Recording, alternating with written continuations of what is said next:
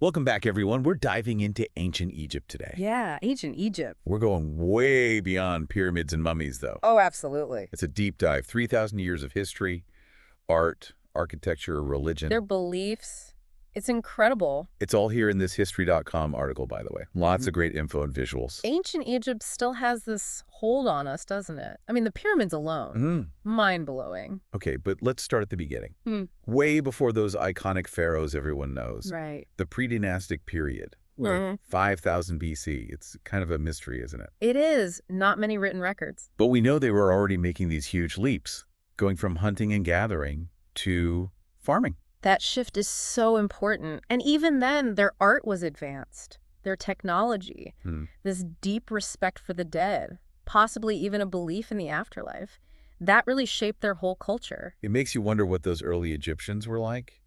And then, boom, King Menes shows up. Unifies Upper and Lower Egypt. Around 3100 BC. What a turning point. Absolutely pivotal. Sets the stage for everything that comes after. He establishes Memphis as the capital, this incredible city that just flourished for centuries. Ancient Egypt really takes off from here. And at the center, the pharaoh. Not just a king, though. Right, a god. The living embodiment of Horus. Imagine that power. Divine kingship was central to their entire society. The pharaoh wasn't just a political leader. He was the link between the gods and the people. Their whole worldview revolved around it. So while the pharaohs were living this almost mythical life, Most Egyptians were farmers. yeah, tied to the Nile River, their whole existence depended on its floods. The Nile was their lifeblood. Those predictable floods meant they had surplus food, allowed others to specialize, Yeah. artisans, officials, and of course, build those incredible monuments we all know. Speaking of monuments, the pyramid builders, the Old Kingdom pyramid time. And it starts with The Step Pyramid. Djeserger's Pyramid, designed by Imhotep. This was the world's first major stone structure. Imagine the innovation, the sheer scale of it. And then there's the big one, the granddaddy of them all, the Great Pyramid at Giza. Khufu's Pyramid. Herodotus wrote that it took 100,000 men 20 years to build. That's mind-boggling. The logistics alone are incredible. Quarrying the stone, transporting it, lifting those massive blocks. Their organizational skills, their engineering, amazing. Yeah, the third and fourth dynasties were definitely a golden age. Peace, stability, expansion into Nubia and Libya. They seemed unstoppable. But as we know, empires don't last forever, do they? Right, even the greatest empires decline. So what happened? Well, those massive building projects, the pyramids especially, they must have taken a toll.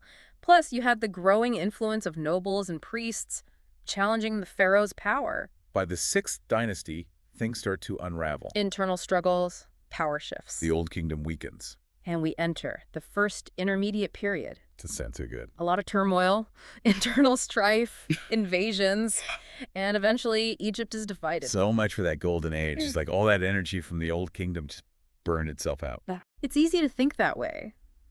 But these periods of instability, they're fascinating. They're transformations. They set the stage for what comes next. And in ancient Egypt, things just get more and more interesting. Oh, absolutely. We've only just scratched the surface. Stay with us. Our deep dive into ancient Egypt continues after the break. So we left off with Egypt in turmoil, the Old Kingdom gone, the first intermediate period.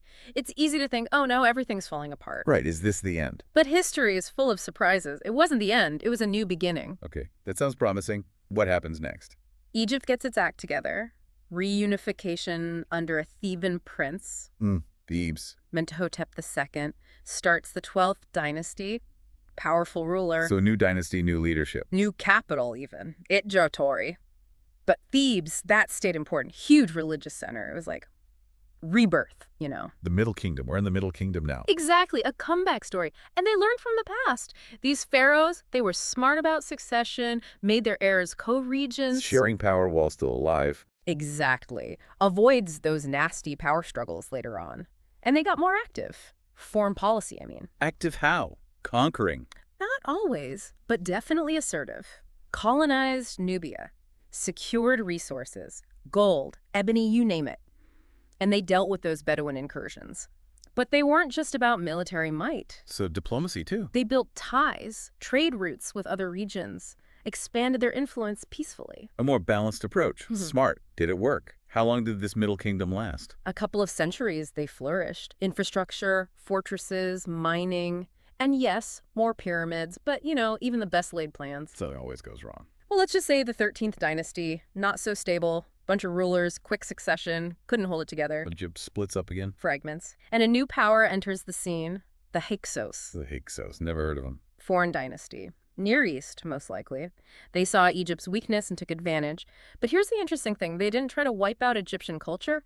They adopted a lot of it. Really? So not just ruthless conquerors? It's complicated. They even ruled alongside some native Egyptian dynasties for a while. Wow. Were they good rulers or what? I mean, history's written by the victors, right? It's tough to say for sure. Records are a bit murky. But eventually, things got tense with the Theban rulers. War broke out. Hyksos got kicked out. And that, my friend, sets the stage for the New Kingdom. The big one. the most famous period. Powerful pharaohs, military conquests, even a religious revolution. Egypt 2.0. This is where we meet those legendary names. Right. Ahmose I. He drives out the Hyksos, reunifies Egypt like a superhero. He laid the groundwork. The 18th dynasty, things really take off. They regained control of Nubia, launched campaigns into Palestine, battling empires, the Mitannians, the Hittites. Their empire stretched all the way to the Euphrates River. At its peak, yes. Incredible expansion. And you mentioned those famous names, Thutmose III, the Great Conqueror, but let's not forget Hatshepsut. Hatshepsut, one of the few female pharaohs. She defied all those traditions, ruled with an iron fist. Well, maybe a very elegant glove. She had herself depicted as a male pharaoh in some artwork. A real power move. What challenges do you think she faced, being a woman in that role? It wasn't just about looking the part. She was strategically reinforcing her authority. Remember, this was a society where power was deeply connected to masculinity. Her reign raises fascinating questions about gender roles, the strategies women use to gain power. Definitely makes you rethink some assumptions. And then there's Akhenaten. Akhenaten tried to completely change their religion, went from a pantheon of gods to just one. A total revolution. Dissolved the priesthoods of the traditional gods, promoted the worship of Aten, the sun god, built a new capital city even, Amarna. But it didn't last, did it? His revolution was short-lived. After his death, things went back to the old ways. His successors tried to erase his memory. What do you think his motivation was? Genuine religious vision or a power play? Historians still debate this. Some think he was sincere. Others see it as a way to consolidate his own authority. Whatever his reasons, Akhenaten's reign had a huge impact, even if it was brief. Just another layer of complexity in this period. And then we get to the Ramesside period. Ramses II, a larger-than-life figure, ruled for over 60 years. Building projects, temple restorations, those colossal statues at Abu Simbel. He really liked those statues of himself, didn't he? Ramses II wanted to be remembered. His reign is seen as a high point of the New Kingdom. There's even a possible connection to the biblical story of Exodus. Whoa! Now, there's a story I'd love to hear. But, okay, back to the New Kingdom. Even Ramses II couldn't keep it going forever, right? Sadly, no. All empires decline eventually. The New Kingdom lost control of their provinces, faced invasions, their wealth dwindled. By the end of the 20th dynasty. Another period of instability, uncertainty, the third intermediate period. It's almost like a cycle. Egypt reaches these heights, then falls back. But every time, they seem to reinvent themselves. What makes this civilization so resilient? Maybe their traditions, that deep connection to their past. Whatever the reason, ancient Egypt left a mark on history. And their story's not over yet. We still have those final chapters to explore. All right, we're back, ready to finish our journey through ancient Egypt. Last time, we saw the New Kingdom decline. Things were getting a bit shaky, weren't they? Definitely. The third intermediate period. Think of it like central authority weakening. And local powers, they start to assert themselves, like a tapestry unraveling. Different threads pulling in different directions. And of course, you've got foreign powers trying to get involved too. Oh, absolutely. Libyans, Nubians, trying to weave themselves into the picture. Internal struggles and external pressures. Sounds like a recipe for disaster. It wasn't easy. The 21st dynasty tried to hold it together, but their grip on power was pretty weak. Then you have a Libyan dynasty taking over, the 22nd, then a whole bunch more short-lived dynasties. Murky history. It's like a revolving door of pharaohs. Okay, so Libyans, Nubians, all these different dynasties. Was there any unity at all during this time? Well, there was a brief period of reunification, the 25th dynasty. And get this, these pharaohs weren't Egyptian. They weren't. Who were they then? Kushite rulers from Nubia. Nubia. So a Nubian dynasty ruling over Egypt. How did that even happen? Well, the Kushites had been influenced by Egyptian culture for centuries. They weren't exactly outsiders. In fact, they saw themselves as the rightful heirs to the pharaohs, and they managed to gain control of Thebes. Eventually, their rule extended over all of Egypt. They even revived some classic Egyptian traditions, pyramid building. Wow. So they were kind of restoring Egypt to its former glory. That's a different spin on conquest. In a way, yes, but their reign was pretty short. They clashed with the Assyrians, the Assyrian Empire, major power in the Near East. And eventually the Kushites were pushed out. The Assyrians. Yeah. Yeah, they were a force to be reckoned with. It seems like every time Egypt showed any weakness, there was another empire ready to take over. Exactly. It's all about power, right? Yeah. Geopolitics. Strength invites challengers. Weakness invites, opportunists.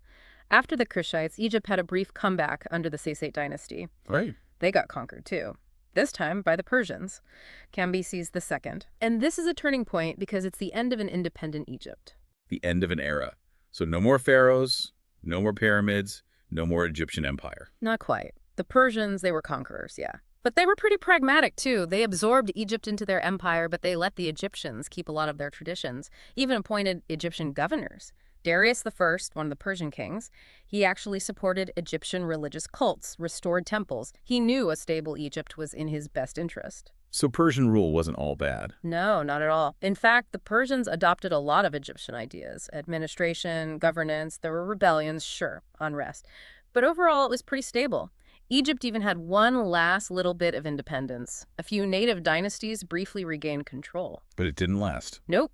And then along comes Alexander the Great. The Macedonian conqueror swept across the ancient world, taking down empires, and in 332 BC, he sets his sights on Egypt. This is where Cleopatra comes in, right? The last pharaoh. What a story. Exactly. Cleopatra VII, last of the Ptolemaic rulers.